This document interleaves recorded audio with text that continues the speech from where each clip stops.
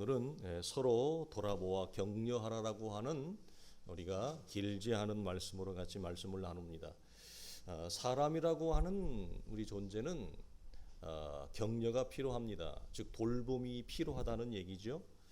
우리는 왜 돌봄이 필요할까? 사람은 근본적으로 타인과 함께 관계하며 살아갈 수밖에 없는 존재예요. 그러니까 혼자 살 수는 없다는 거죠.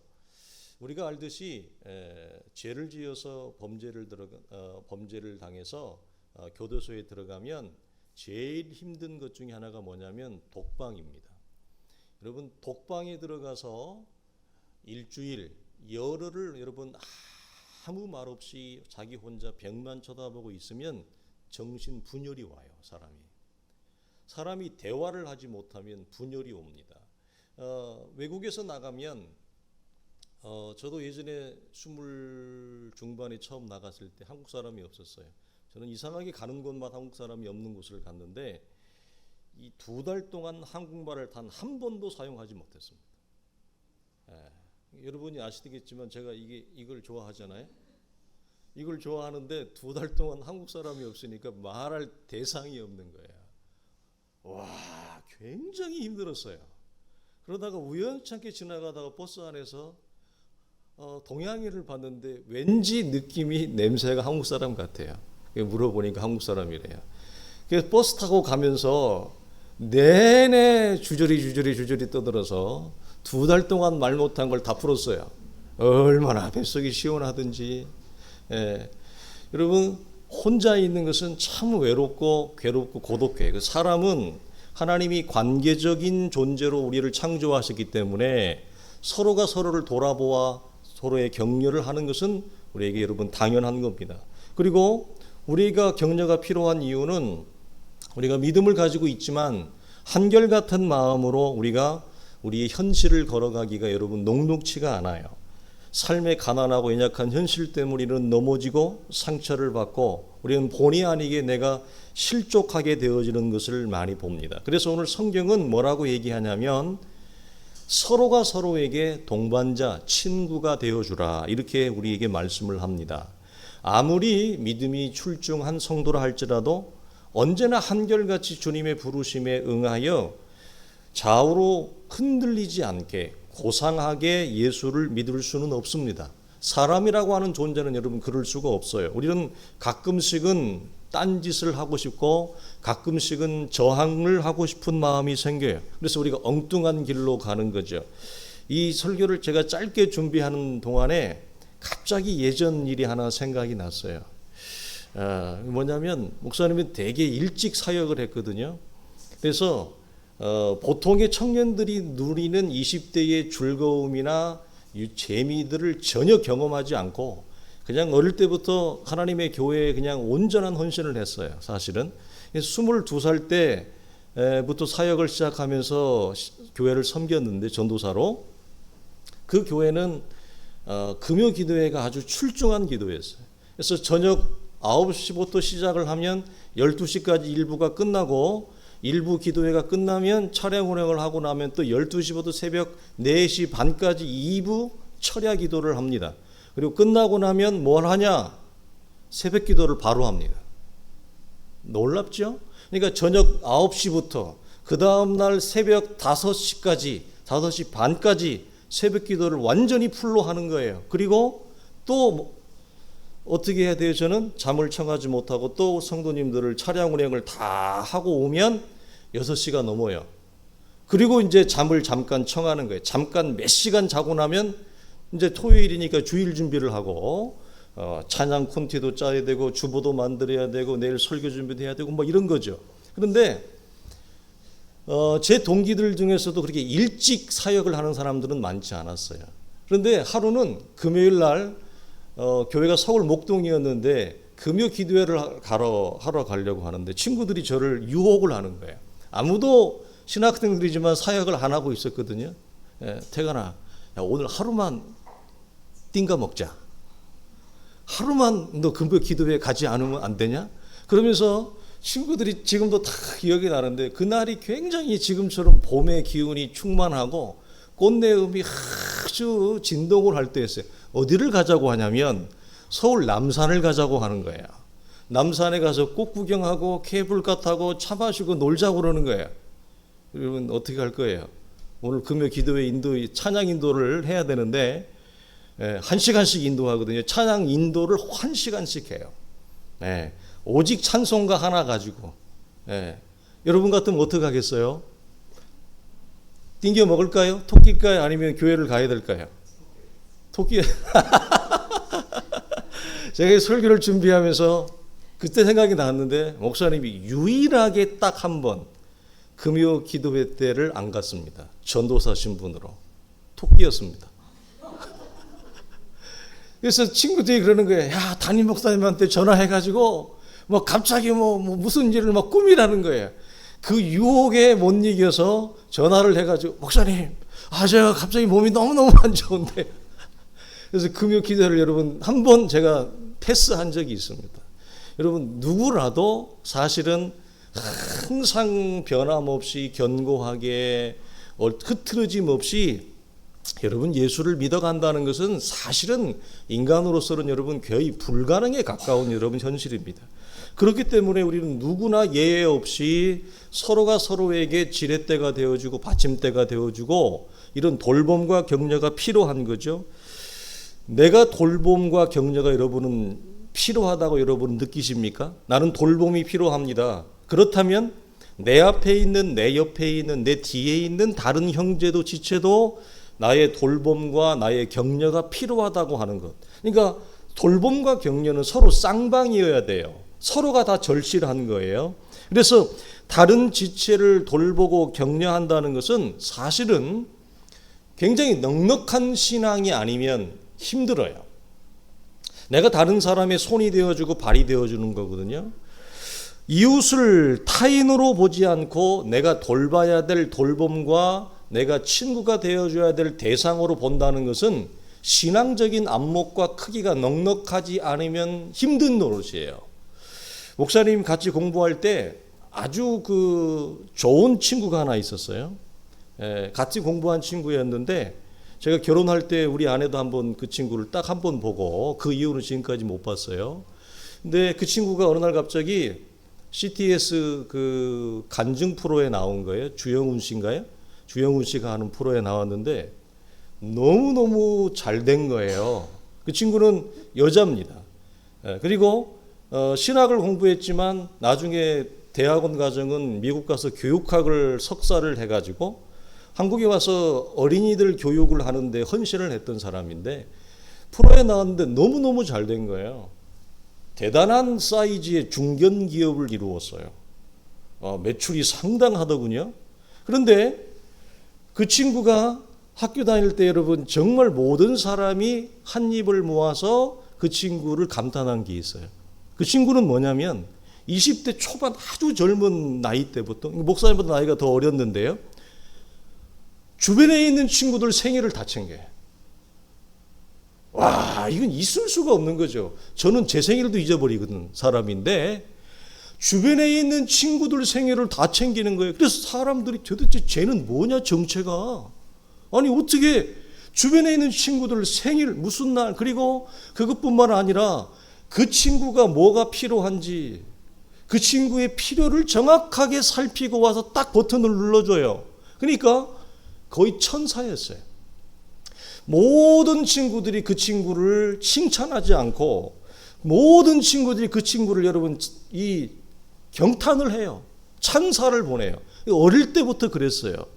나중에 알고 봤더니 그것을 누구한테 배웠나 봤더니 그 어머님이 그래요. 그 어머님이 그렇게 다른 사람들을 돌보고 살펴서 그 사람이 무엇이 필요한지를 그 어머니로부터 보고 배운 거예요. 그래서 이걸 누가 굳이 강의를 하거나 교육하지 않아도 이 친구가 그렇게 잘하는데 상당한 신앙적인 여러분 아름다움이 그 친구 속에 어릴 때부터 있었어요. 그런데 하나님이 그 친구의 길을 그렇게 선하게 인도하셔서 그렇게 여자 CEO가 대표가 되게 할 줄은 몰랐죠. 그래서 지금도 아주 잘 나가는 중견 기업가로, 원래 자기 남편은 삼성 다니는 사람하고 결혼했는데 아주 남부럽지 않은 신앙적인 모습을 여러분 봅니다. 그래서 이웃을 내가 돌봄의 대상으로 본다는 것은 여러분, 우리의 신앙 자체가 넉넉하고 우리의 눈이 크지 않으면 이웃을 절대 돌봄과 격려의 대상으로 보지 못한다는 거예요. 그래서 격려하기 위해서는 첫째 무엇이 필요하냐면 이웃에 있는 영혼을 살필 줄 아는 것. 그래서 오늘 우리가 밖으로 나가는데 서로가 서로를 좀 살펴보세요. 그래서 우리 중에 누가 신앙적인 정상의 방향과 길에서 이탈하려고 하는지, 벗어나려고 하는지, 아니면 누가 영적인 피로함과 영적인 아픔이 누적되어 있는지를 살펴보는 거예요. 그래서 서로 돌아본다는 것은 내가 아니라 상대방의 영혼을 집중하여 주목하는 것입니다. 그러면 반드시 그 사람의 힘들어하고 아파하고 외로워하고 괴로워하는 무엇 때문에 그가 지금 마음이 힘든지를 여러분 볼 수 있는 영적인 안목이 훈련이 되어지는 거예요. 그러니까 항상 기독교의 신앙이라고 하는 것은 이웃을 향해서 여러분 나가 있는 거거든요. 그러니까 다른 사람의 영혼을 바라보는 이 시선도 훈련이 필요해요. 처음에는 잘 안 읽혀져요. 마치 이런 거예요. 어린아이를 처음에 우리 부모들이 받아서 키우면 처음에는 이 아이가 왜 우는지를 잘 몰라요. 기저귀를 갈아야 되는지, 아니면 배가 고파서 그러는지, 아니면 정말 몸의 컨디션이 안 좋아서 열이 나서 우는지, 아니면 무엇이 짜증이 나서 우는지 잘 몰라요. 그러나 아이를 자꾸 돌보다 보면 돌봄의 눈이 커져요. 엄마가. 그게 무엇이 되냐면 연습과 훈련과 경험이 축적되어서 이 아이가 울으면 나중에는 엄마는 알아요. 왜 우는지. 배가 고파서 우는 울음소리구나. 아니면 기저귀가 너무 축축해서 우는 울음소리구나. 아니면 우리 애가 정말 어디가 아픈 울음소리구나. 이것을 어떻게 하죠? 감지하고 분별해내요. 근데 그건 처음부터 되는 건 아니에요. 엄마들도. 연습과 훈련이 되어지면, 살피는 것이 훈련이 되어지면 그 우는 소리를 듣고 감별을 하더라는 거죠. 놀라운 거 아닙니까? 그래서 우리가 이웃의 다른 지체의 영혼을 살피는 것도 이와 같은 거예요. 누가 처음부터 딱 보면 저 사람이 무엇 때문에 힘들어하고 무엇 때문에 마음이 아파하고 요즘 퍽퍽히 하는지, 왜 저렇게 영적으로 피로감이 쌓여져 있는지 잘 몰라요. 처음에는. 그러나 그 살피고 돌보는 것이 축적이 되어지면 나중에는 어떻게 됩니까? 알아요. 이게 어떻게 알죠? 관계가 성숙해지면 그 사람의 눈짓만 보고도, 표정만 보아도 알죠? 그래서 여러분의 아빠 엄마가 이 정도 20년 이상 살 쯤 되어지면 말을 하지 않아도 이 사람이 왜 삐졌는지, 무엇 때문에 지금 고개를 숙이고 있는지, 왜 말을 안 하는지, 왜 얼굴에 생기가 없는지, 왜 밥맛이 없는지 알아요. 얘기를 안 해도. 왜? 관계가 오래되면, 상대방을 살피는 그 관계가 오래되면 우리가 여러분 그것을 파악하는 것입니다. 히브리서 12장에 보면 그러므로 피곤한 손과 연약한 무릎을 일으켜 세우고 너의 발을 위하여 곧은 길을 만들어 저는 다리로 하여금 어그러지지 않고 고침을 받게 하라. 이 말씀이 있어요. 이 말씀은 뭐냐면 서로 격려하되 주님께서 그 지체에게 이루실 하나님의 구원을 이루어 가도록 그 성도의 손과 발이 지쳤을 때 내가 가서 그 성도의 지친 손이 되어주고 힘들어하고 지금 어그러져서 쓰러지려고 하는 그 친구의 발이 되어주라. 그래서 하나님이 그 사람에게 지금 만들어 가시려고 하는, 하나님이 이루시려고 하는 하나님의 구원과 하나님의 자녀된 자의 아름다움과 형상을 네가 빚어지도록 만들어주는 역할을 네가 해라는 거예요. 그래서 뭐죠? 친한 친구가 쓰러지면 가서 손을 내어주잖아요. 잡아주잖아요. 목사님도 이제 조금 살아보니까 자꾸 빈정이 나요. 어떤 빈정이 나냐면 꼭 전화가 오는데 뭐가 꼭 저 아쉬워서 지가 뭐 필요할 때만 전화를 하는 선배나 선배님이죠. 선배님이나 아니면 친구. 간만에 전화가 왔는데 전화를 받아보면 뭐 아쉬운 소리. 자기 필요할 때만 전화를 하는 친구가 있고 선배가 있어요. 그런데 제가 얼마 전에 우리 성도들 우리 단톡방에 성경을 읽으시다가 이런 그 PDF 파일로 온라인 그 전자책이거든요. 그 제가 한 3권을 올려드렸잖아요. 그게 우리 선배 목사님이 늘 저에게 PDF로 전자서적을 보내주세요. 요즘은 이제 책도 다 이제 사이버로 보니까 공간에서 보니까 공간을 많이 차지하니까. 근데 그 선배님은 자기가 무엇이 필요하다, 자기가 뭐 아쉽다 이런 게 아니에요. 그냥 한결같이 저에게 안부를 물어주세요. 그리고 한결같이 저에게 책을 보내주세요. 네. 전자책도 살려면 비싸요.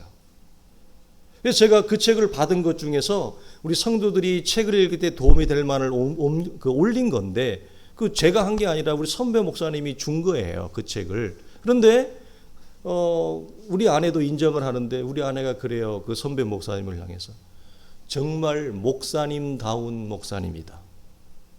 그런 사람 많지 않아요. 다 자기가 필요하고 아쉬워야 전화를 해요.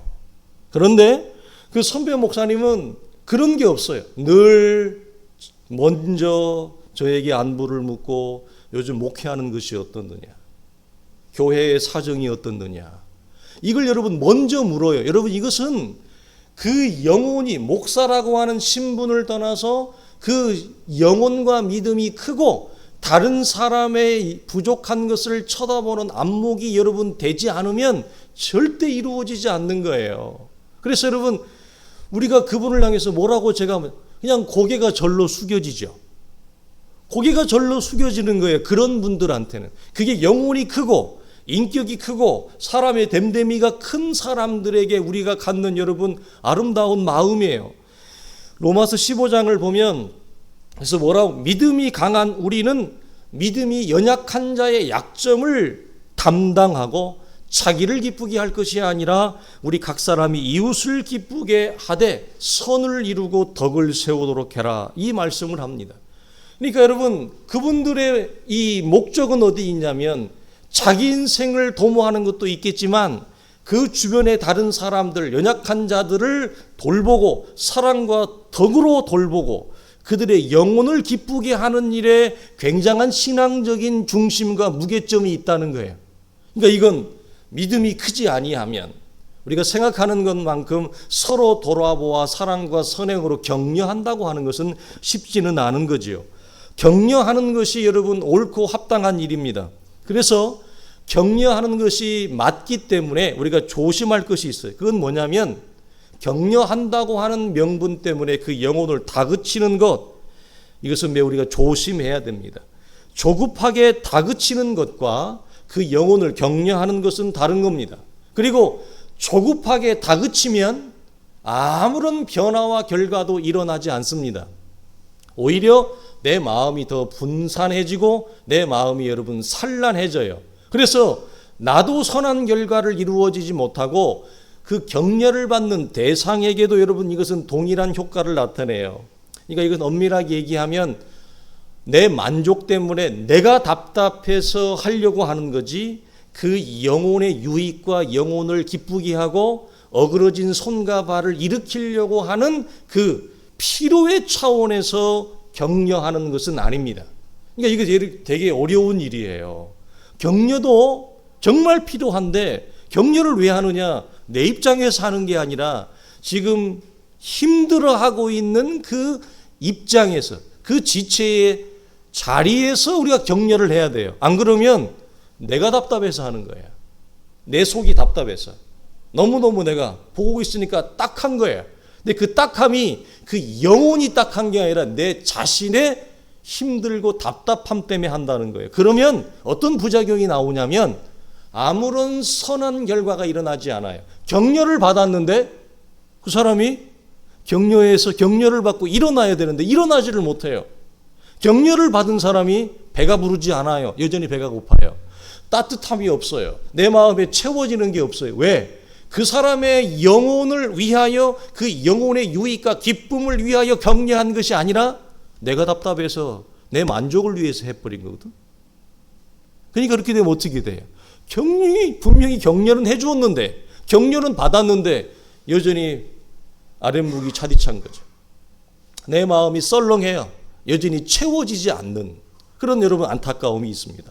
그러면 우리 모두는 서로가 서로에게 격려를 하되 내 입장에서가 아니라 격려가 필요한 자의 입장에서 우리가 유익과 기쁨을 구해줘야 된다라고 하는 거. 그래서 우리는 용기를 서로에게 여러분 복돋아 주십시오. 서로에게 여러분이 손과 발이 되어져서 넘어지려고 하는 자, 힘들어하는 자의 손과 발이 되어주는 연습. 그리고 그가 내 손을 잡고 일어나서 걸어가는 그 소생의 기쁨을 보셔야 돼요. 나로 인해서 한 사람의 영혼이 새로워지고 나로 인해서 저 사람이 건강해지는 그 영적인 감격과 기쁨을 경험해 봐야 돼요. 그러면 그 사람은 계속 살핍니다. 다른 사람을 살핍니다. 왜? 내 영혼의 유익을 구하는 것보다도 저 영혼의 유익을 구하는 것이 우리에게 말할 수 없는 기쁨이거든요. 왜? 그리스도께서 우리의 유익을 위하여 친히 자기가 십자가 속으로 들어가셨던 것처럼, 그래서 사실 이 안에는 다른 사람의 유익과 다른 사람의 영혼의 기쁨을 우리가 세워주기 위해서는 무엇이 필요하느냐?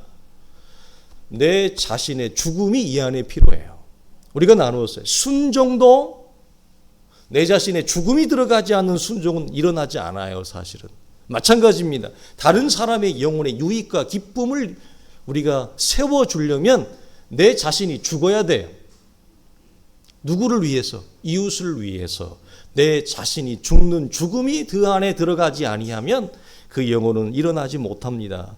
우리 사랑하는 성도들이요. 그래서 우리 공동체 안에서 이렇게 서로가 서로에게 친구가 되어주고 위로자와 격려자가 되어줘서 우리 속에 이루어 가시는 하나님의 아름다운 형상을 우리가 서로 바라보고 하나님을 찬양하고 노래할 수 있기를 주님의 이름으로 축원합니다.